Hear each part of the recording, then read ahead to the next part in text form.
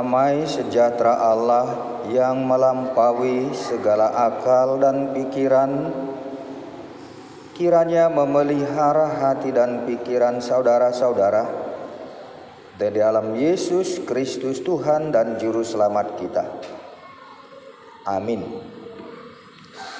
Jemaat yang terkasih dalam Tuhan Yesus, Shalom. Selamat hari Minggu. Hari ini kita mengingat 505 tahun yang lalu, persisnya tanggal 31 Oktober 1517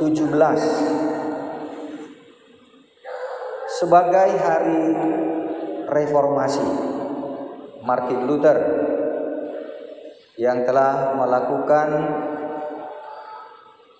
perombakan yang mendasar, menyesuaikan, mengembalikan kembali kepada doktrin Alkitab.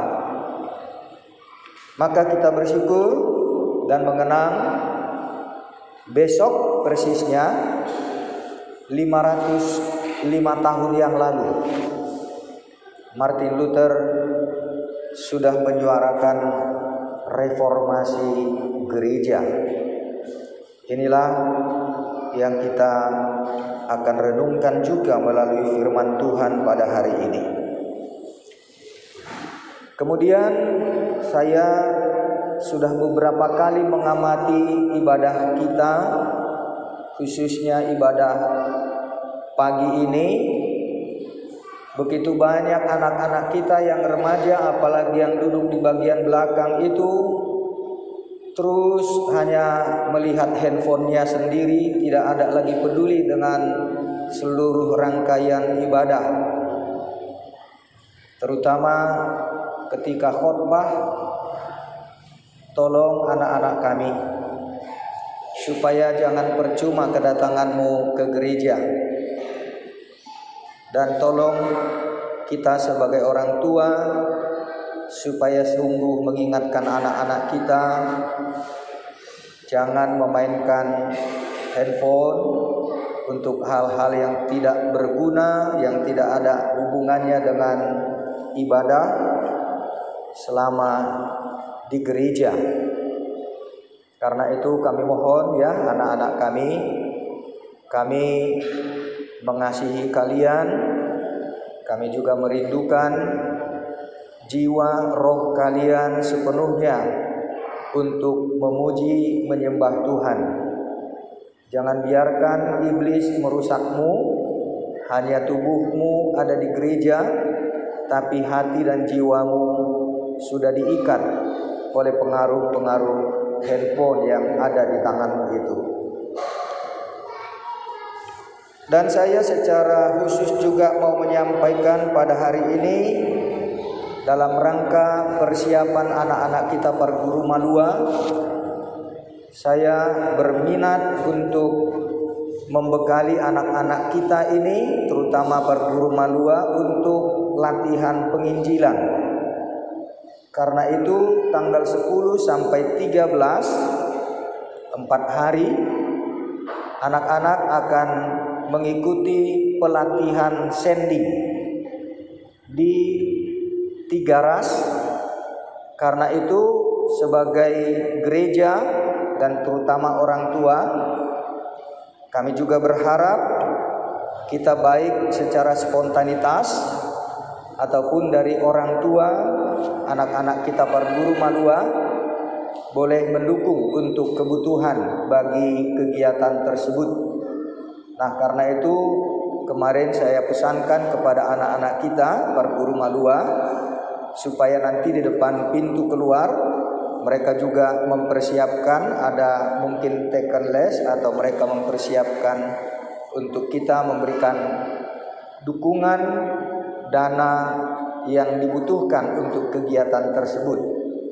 Dengan sukacita kiranya kita juga bisa mendukung untuk kebutuhan anak-anak kita Perguru Malua.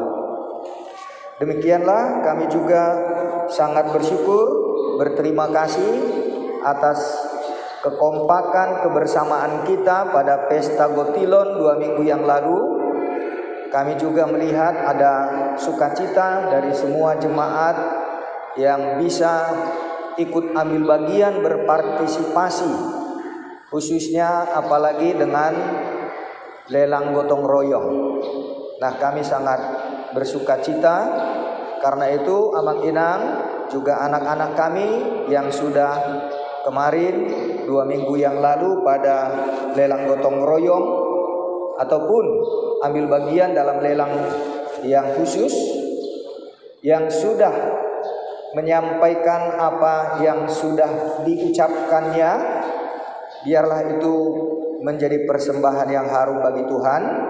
Dan tolonglah kita mengingat untuk memberikan sesuai dengan apa yang kita sudah ucapkan sebagai persembahan untuk Tuhan, dan semua itu akan digunakan secara baik bagi pelayanan dan pengembangan di gereja kita ini. Demikian kami sampaikan, Amang Inang. Karena itu marilah kita mempersiapkan hati dan pikiran kita untuk mendengarkan dan merenungkan firman Tuhan. Yesaya pasal 1 ayat 16 sampai 20. Demikianlah firman Tuhan.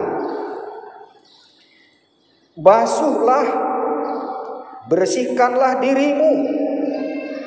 Jauhkanlah perbuatan-perbuatanmu yang jahat dari depan mataku. Berhentilah berbuat jahat. Belajarlah berbuat baik. Usahakanlah keadilan. Kendalikanlah orang kejam. Belalah hak anak-anak yatim. Perjuangkanlah perkara janda-janda. Marilah, baiklah kita berperkara. Firman Tuhan. Sekalipun dosamu merah seperti kirmizi, akan menjadi putih seperti salju. Sekalipun berwarna merah seperti kain kesumbah, akan menjadi putih seperti bulu domba. Jika kamu menurut dan mau mendengar, maka kamu akan memakan hasil baik dari negeri itu. Tetapi jika kamu melawan dan memberontak, maka kamu akan dimakan oleh pedang. Sungguh Tuhan yang mengucapkannya. Demikian firman Tuhan. Jemaat yang terkasih, seperti yang saya katakan tadi, bahwa hari inilah kita mengenang, mengingat dan merenungkan peristiwa 505 tahun yang lalu di negeri Jerman, di gereja Wittenberg, ketika Martin Luther memakukan di dinding pintu gereja Wittenberg 95 dalil yang kemudian kita sebut sebagai reformasi gereja. Apa yang terjadi ketika masa Martin Luther itu persis seperti apa yang ada dalam perikop bacaan kita, firman Tuhan pada hari ini. Saat-saat gereja pada masa Martin Luther dalam kemeriahan ibadah, glamornya seluruh fasilitas dan simbol-simbol gereja, terutama juga kekuasaan, kedudukan, jabatan para pemimpin-pemimpin gereja, semuanya telah jatuh kepada bentuk-bentuk materialisme. Uang. Terutama dengan membuat sebuah proyek pembangunan gereja di pusat gereja Roma pada waktu itu, untuk sebuah gereja katedral yang luar biasa, mewah, megah. Persis sebagaimana ketika Yesaya juga memperingatkan dan menegur perilaku para imam di bait Allah Yerusalem ketika itu. Di tengah-tengah peribadahan, aktivitas kehidupan gereja dan umat pada masa Israel di bait Allah, mereka berlomba-lomba membawa persembahan. Berbagai macam bentuk persembahan kurban, persembahan syukur, yang semua adalah uang, benda-benda yang berharga. Dan karena masa bangsa Israel itu korban bakaran, ternak, sembelihan, dan juga barang-barang yang berharga. Motivasi yang membuat mereka melakukan hal seperti itu tidak lain dan tidak bukan berharap untuk pengampunan dosa. Pada masa Martin Luther, hal yang sangat ironis terjadi, penjualan surat aflat untuk pengampunan dosa. Bagi saudara-saudara kita yang sudah meninggal dunia, juga boleh dibeli surat aflat untuk keampunan dosanya, supaya ketika rohnya masih ada di neraka, begitu dijatuhkan uang di tempat pengumpulan uang-uang persembahan itu, maka melompatlah rohnya naik ke sorga. Demikianlah betapa perilaku umat beragama dan gereja pada Martin Luther itu jatuh ke dalam pembodohan, sehingga orang-orang yang berlaku jahat, penindas-penindas, koruptor-koruptor, berlomba-lomba membawa persembahan dan membeli surat aflat dengan harapan dosanya bisa diampuni. Maka apa yang dikatakan oleh Nabi Yesaya kepada bangsa Israel pada waktu itu? Basuhlah, bersihkanlah dirimu, jauhkanlah perbuatan-perbuatanmu yang jahat, dan belajarlah berbuat baik. Kendalikan orang kejam, belalah hak anak-anak yatim, juga perjuangkan perkara janda-janda miskin.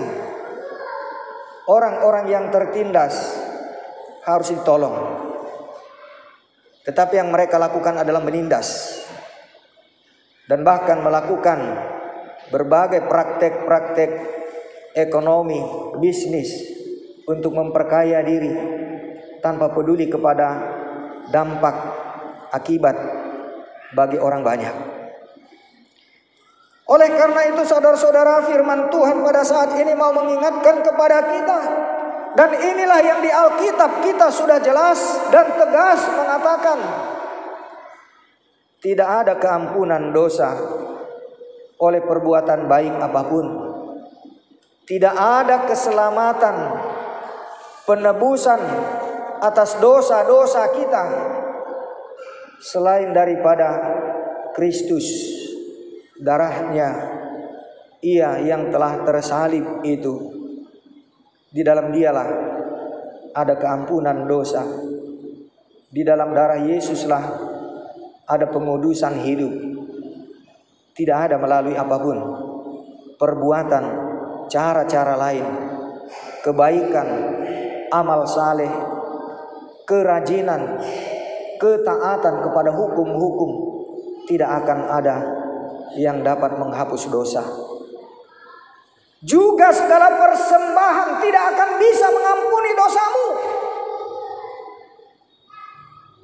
Inilah intisari gerakan reformasi. Saudara-saudara, kita bersyukur kalau Sinode Godang seperti yang dibacakan oleh Amang Sintua tadi sudah mengambil keputusan yang sangat berani. Saya katakan sangat berani untuk sentralisasi keuangan. dengan harapan jangan lagi terjadi praktek-praktek yang memalsukan, kebohongan, dan yang berorientasi kepada uang. Dengan harapan, dengan sentralisasi itu, saudara tidak akan pernah lagi berpikir tentang kebutuhan hidup kami para pelayan full timer yang diutus dari kantor pusat. Dan disitulah akan terjadi pemerataan. Tidak akan ada lagi pendeta yang ambil muka untuk dia penempatan ke tempat-tempat yang basah. Itu akan dipotong, dipangkas. Nah, barangkali mungkin ini masalah kembali persoalan mentalitas, kejujuran, kemauan yang baik. Kita doakan bahwa ini juga menjadi sebuah perjuangan besar bagi HKBP, supaya kami para pendeta dan pelayan-pelayan penuh waktu yang di SK-kan, yang diutus oleh pimpinan dari kantor pusat, tidak lagi melakukan tindakan-tindakan yang mencari cara-cara untuk mendapatkan bagi dirinya sendiri dengan cara-cara yang merusak dan bahkan memecah belah di tengah-tengah jemaat. Ya, saya sudah sampaikan beberapa minggu yang lalu, pertama sekali saya berkhotbah di mimbar gereja kita ini. Jangan lagi ada orang yang memberikan persembahan syukur pada pendeta, Bible Pro, kepada si anu. Sebab persembahan syukur itu adalah kepada Tuhan dengan perantaraan gereja, jemaat. Dan inilah yang Tuhan kehendaki bagi kita. Dan ini menjadi pelajaran yang harus kami pegang teguh. Dan tolong diingatkan juga, supaya tidak ada lagi ke depan, terutama diberlakukan mulai 1 Januari 2023. Saudara tidak usah lagi memikirkan kebutuhan kami para pelayan penuh waktu ini.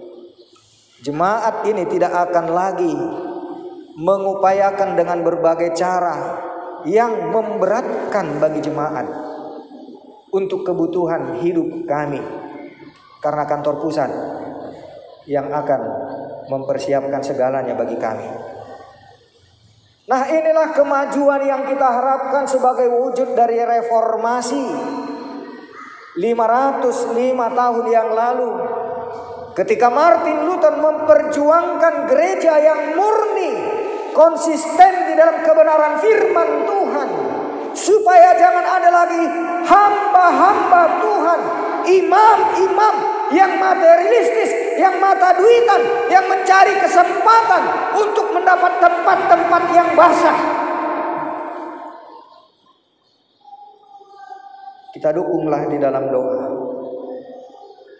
Dan semoga gereja kita ini juga semakin murni beriman, dan tidak dibutuhkan uang-uang yang tidak benar, yang dari hasil-hasil yang tidak jelas, apalagi dari hasil kejahatan, saudara bawa ke altar ini.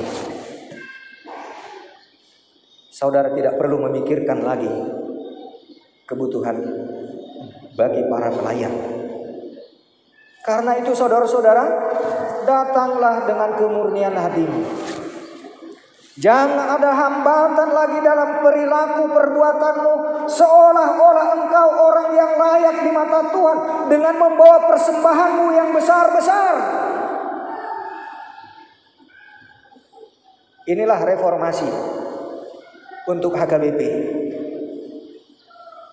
Kiranya seluruh jemaat menyambut dengan sukacita dan sorga terbuka ketika kita dengan tulus hati, tanpa beban, tanpa kecurigaan, tanpa merasa malu ketika saudara tidak mempunyai uang, datang beribadah di bait Allah ini. dengan ketulusan hati, atau mungkin dengan remuk hati, dengan kesusahan, tanpa saudara harus membawa persembahan sekalipun. Kalau memang saudara tidak punya, datanglah. Maka sorga pun akan terbuka melihat ketulusan hati orang-orang yang beriman, yang dengan sungguh sujud di hadapan Tuhan, bermohon di dalam doa yang tulus, dan hati kita akan bersih tanpa ada kepura-puraan, seolah-olah kita orang yang berjasa, seolah-olah orang yang sudah memberikan banyak, seolah-olah orang yang harus dihormati karena pemberiannya. Inilah saatnya HKBP bangkit dari yang selama ini terlalu banyak omongan-omongan yang negatif, ucapan-ucapan yang merendahkan dan bahkan menghina bagi kami para pendeta. Holak kepeng, holak kepeng, holak kepeng. Kita doakan dengan sepenuh hati pimpinan HKBP untuk ditolong oleh Tuhan melalui jemaat yang sungguh-sungguh mencintai gereja HKBP dan hidup seturut dengan firman Tuhan. Saudara sekalian, Bapak Ibu, jemaat, anak-anak kami, datanglah kepada Tuhan bukan karena engkau mempunyai uang, bukan karena persembahanmu besar, tetapi dengan hati yang tulus, dengan kesungguhan kerinduan hatimu untuk bermohon kepada Tuhan. Maka setiap ibadah dan doa-doa kita pasti akan diberkati, dan Tuhan menjawab setiap permohonan kita. Karena itu saudara-saudara, biarlah hari reformasi yang ke-505 besok persisnya menjadi hari kebangkitan bagi semua umat jemaat HKBP dimanapun kita berada. Dan kembalilah kita kepada Alkitab. Tidak ada cara perbuatan kebaikan, amal saleh, pahala apapun yang dapat kita raih untuk keampunan dosa dan keselamatan kita, kecuali korban Yesus yang disalib.